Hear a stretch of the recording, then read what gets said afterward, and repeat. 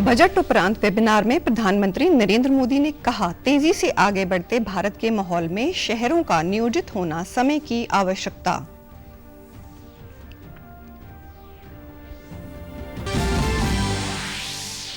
तीन मार्च से शुरू होगा पंजाब का बजट सत्र। सुप्रीम कोर्ट ने पंजाब सरकार की याचिका पर फैसला सुनाते हुए किया विवाद का निपटारा।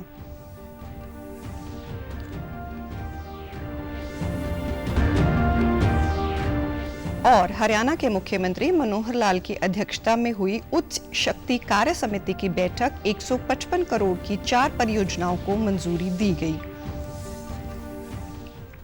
नमस्कार, चंडीगढ़ से आपका स्वागत है। मैं हूं शैली तनेजा। अब समाचार विस्तार से। प्रधानमंत्री नरेंद्र मोदी ने कहा है कि भारत जैसे तेजी से प्रगति करने वाले देश के लिए शहरी नियोजन समय की आवश्यकता है और ये अमृतकाल में देश की नियति निर्धारित करेगा।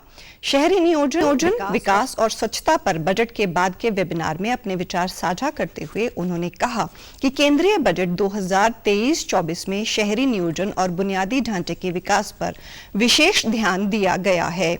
उन्होंने कहा कि नए शहरों का विकास 21वीं सदी में भारत की एक नई पहचान बनाएगा।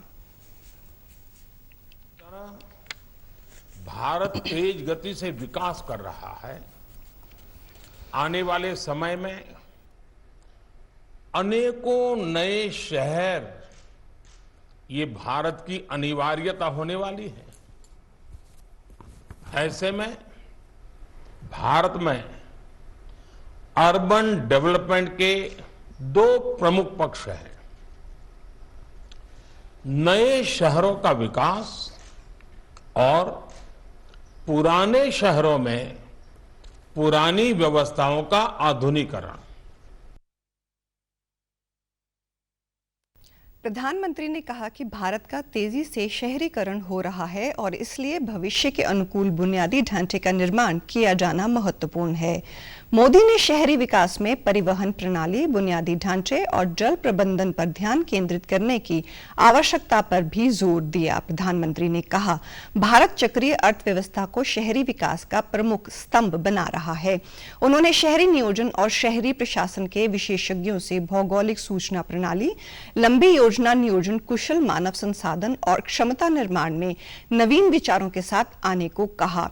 शहर के विकास में एक महत्वपूर्ण स्तंभ परिवहन योजना है और हरित गतिशीलता, सड़कों का विस्तार और एलिवेटेड सड़कों को परिवहन योजना में शामिल किया जाना चाहिए और क्लाइमेट रेजिलिएंट होने चाहिए। इसके लिए हमें टियर 2 और टियर 3 शहरों में अर्बन इंफ्रास्ट्रक्चर और प्लानिंग में निवेश बढ़ाना होगा। आर्किटेक्चर हो, जीरो डिस्चार्ज मॉडल हो, एनर्जी की नेट पॉजिटिविटी हो, जमीन के इस्तेमाल में एफिशिएंसी हो, ट्रांजिट कॉरिडोर्स हो। प्रधानमंत्री ने इस बात पर भी जोर दिया कि शहरी विकास के साथ साथ मानव केंद्रित विकास सुनिश्चित किया जाना चाहिए। पंजाब का बजट सत्र 3 मार्च से शुरू होगा। राज्यपाल के साथ टकराव को लेकर सुप्रीम कोर्ट पहुंची पंजाब सरकार की याचिका का निपटारा करते हुए राज्यपाल बनवारी लाल पुरोहित ने कहा कि वे मंत्रिमंडल की सलाह पर बजट सत्र आयोजित करें। साथ ही राज्य सरकार राज्यपाल की ओर से मांगी गई जानकारी मुहैया करवाएं, क्योंकि वो इसके संवैधानिक तौर पर पाबंद है। कोर्ट ने दोनों को संवैधानिक संवाद में मर्यादा व परिपक्व राज कौशल की जिम्मेदारी याद दिलाई। चीफ जस्टिस DY चंद्रचूड़ की अध्यक्षता वाली पीठ ने कहा कि सीएम के ट्वीट के आधार पर सत्र बुलाने में देरी नहीं की जा सकती। राज्यपाल विधानसभा बुलाने को लेकर कैबिनेट की सिफारिशों को स्वीकार करने के लिए कर्तव्यबद्ध है। अदालत ने कहा कि राज्यपाल को मंत्रिमंडल की सिफारिशों को मानना चाहिए। सुनवाई के दौरान राज्यपाल की ओर से सॉलिसिटर जनरल तुषार मेहता ने बताया कि राज्यपाल ने कभी सत्र बुलाने से इनकार नहीं किया गया, जिस मुताबिक पंजाब का बजट सत्र 3 मार्च से शुरू होगा और तय कार्यक्रम अनुसार 10 मार्च को बजट पेश किया जाएगा। केंद्रीय श्रम एवं पर्यावरण मंत्री भूपेंद्र यादव ने रोहतक में पूर्व वित्त मंत्री कैप्टन अभिमन्यु के निवास पर कार्यकर्ताओं से संवाद किया। इस दौरान उन्होंने कहा कि वे प्रधानमंत्री नरेंद्र मोदी के कुशल मार्गदर्शन में पर्यावरण सुधार के लिए सार्थक प्रयास कर रहे हैं। बजट में भी हमने इस बात का विशेष ध्यान रखा है और देश में 500 वेस्ट टू वेल्थ प्रोजेक्ट लगाए जाएंगे। उन्होंने कहा कि प्रधानमंत्री नरेंद्र मोदी की अगुवाई में भारत आज G20 देशों की बैठक की अध्यक्षता कर रहा है। इसके अलावा उन्होंने प्रदेश सरकार की नीतियों को भी सराहा। उन्होंने पार्टी संगठन की मजबूती पर जोर देते हुए कहा कि राजनीतिक संगठन का अर्थ लगातार काम करते रहना है। पार्टी संगठन में छोटे से छोटे कार्यकर्ता की भूमिका भी अहम होती है। आज देश में माननीय प्रधानमंत्री जी के शासनकाल में भारत ने G20 की अध्यक्षता दी। उसका अर्थ है कि दुनिया का जो 80% ट्रेड जो देश संभालते हैं, दुनिया के 80% के व्यापार को जो देश प्रभावित करते हैं, ऐसे जो प्रभावी देश हैं उनकी अध्यक्षता माननीय प्रधानमंत्री जी ने ली है। छोटे से छोटे आदमी की भागीदारी अगर हम पार्टी के साथ जोड़ के रखेंगे, जो अपने पन्ने में अगर पन्ना प्रमुख है, लेकिन जब चुनाव आएगा तो पन्ना प्रमुख का गौरव, पन्ना प्रमुख का स्वाभिमान ये कहेगा कि मैं वोट बिकने नहीं दूंगा क्योंकि मैं यहाँ का पन्ना प्रमुख हूँ, मैं यहाँ के लोग। बाद में उन्होंने मस्तनाथ मठ स्थल बोहर मेला कार्यक्रम में बतौर मुख्य अतिथि शिरकत की। उन्होंने कुश्ती दंगल में पहलवानों के हाथ मिलवाकर कुश्ती की शुरुआत करवाई और विजेताओं के लिए लाखों के इनाम की घोषणा भी की। हरियाणा के मुख्यमंत्री मनोहर लाल की अध्यक्षता में हुई उच्च शक्ति कार्य समिति की बैठक में गुरुग्राम महानगर विकास प्राधिकरण की लगभग 155 करोड़ रुपए की 4 परियोजनाओं को मंजूरी दी गई। इनमें गुरुग्राम की मुख्य सड़क MG रोड का दिल्ली से लोधी रोड की तर्ज पर सौंदर्यीकरण किया जाएगा। इफ्को चौक से सिकंदरपुर मेट्रो स्टेशन तक सर्विस लेन, वेंडर जोन तथा बस क्यू शेल्टर को भी नया रूप दिया जाएगा। धनवापुर में 100 MLDSTP के निर्माण, बसई व बरहमपुर में सब स्टेशन से संबंधित परियोजनाओं को मंजूरी दी गई। पहली बार 10 करोड़ रुपए से अधिक के इंजीनियरिंग कार्यों के आवंटन के लिए हरियाणा निवास में हुई बैठक में गुरुग्राम और फरीदाबाद की 10 परियोजनाओं के कार्य का एजेंडा रखा गया। बैठक के बाद मुख्यमंत्री ने प्रेस वार्ता में कहा कि पहली बार इंजीनियरिंग कार्यों के लिए HEW पोर्टल नया प्रयोग है। हरियाणा के कृषि मंत्री जयप्रकाश दलाल ने पिहोवा वेजिटेबल प्रोड्यूसर कंपनी द्वारा गांव तलहेड़ी के FPO पैक हाउस में आयोजित स्वच्छ बीज उत्तरी किसान प्रौद्योगिकी प्रदर्शन एवं कनाडा के प्रतिनिधि मंडल के साथ कार्यक्रम में बतौर मुख्य अतिथि शिरकत की। इस दौरान उन्होंने कहा कि कनाडा की तकनीक और हरियाणा के किसानों की मेहनत खेती में एक नया आयाम स्थापित करेगी। इसके लिए कनाडा और हरियाणा एक दूसरे के साथ आधुनिकतम तकनीक मशीनरी को साझा करेंगे। कनाडा की स्मार्ट सीटर मशीन का डेमो पिहोवा में दिखाया गया है। उन्होंने कहा कि पेरिस, फ्रांस, हॉलैंड जैसे देशों में स्थापित दुनिया की सबसे बड़ी अंतर्राष्ट्रीय मंडियों की तर्ज पर हरियाणा के गन्नौर में 550 एकड़ में अंतर्राष्ट्रीय सब्जी मंडी स्थापित की जाएगी।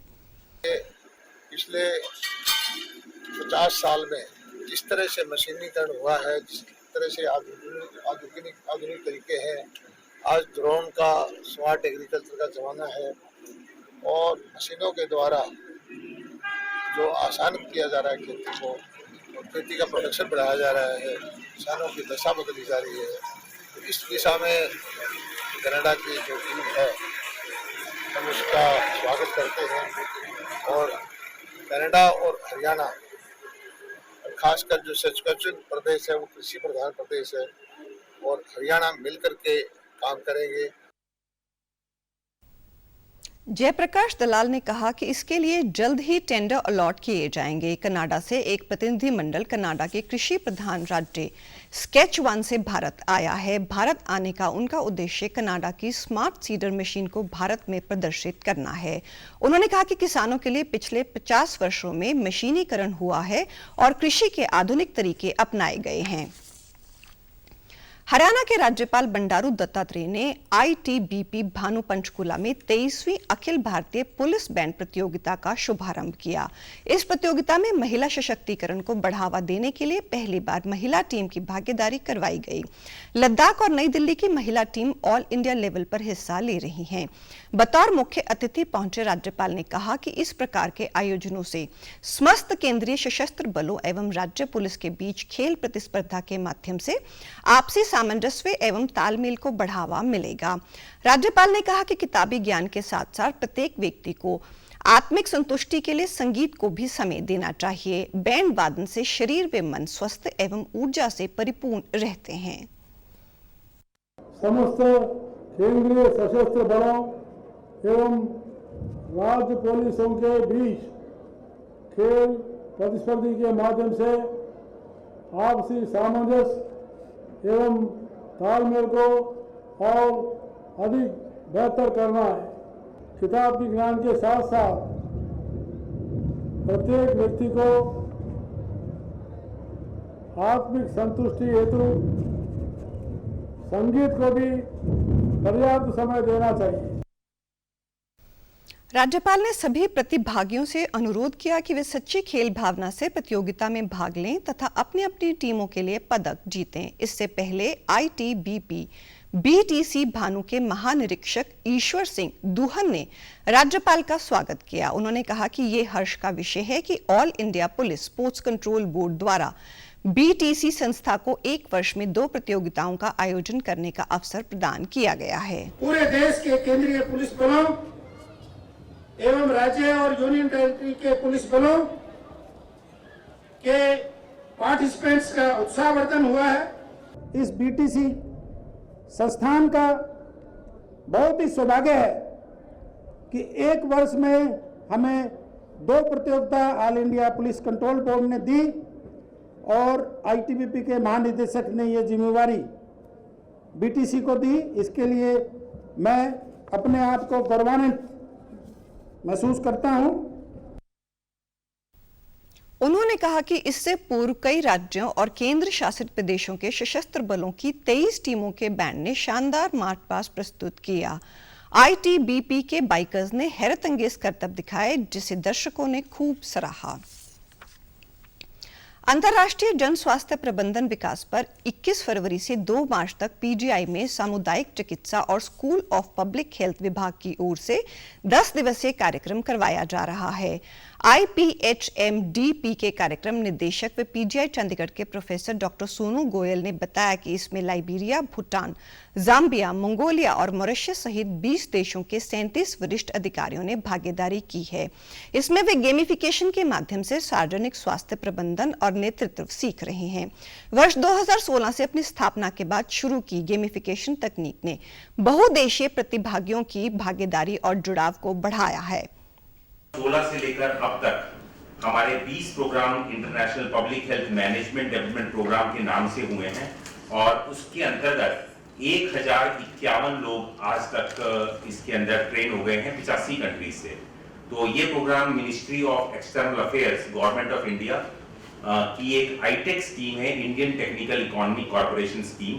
तो उसके अंतर्गत ये प्रोग्राम चलाया जा रहा है और ये देश का पहला प्रोग्राम है पब्लिक हेल्थ क्षेत्र में, पब्लिक हेल्थ लीडरशिप और मैनेजमेंट के क्षेत्र में, जो ये मिनिस्ट्री ऑफ एक्सटर्नल अफेयर्स का फ्लैगशिप प्रोग्राम है। उन्होंने बताया कि हमने इसमें building tower, rope and blind fold, ring और स्ट्रॉ जैसे कई गेम्स पेश किए हैं। कार्यक्रम की सीख और अपरंपरागत सोच का आंकलन करने का ये एक अनूठा तरीका है। और आप हमारे समाचार YouTube channel DD news Chandigarh, Facebook DD news Chandigarh, Twitter handle DD news CHD पर भी देख सकते हैं। इसी के साथ चंडीगढ़ से समाचारों का सिलसिला समाप्त होता है। नमस्कार।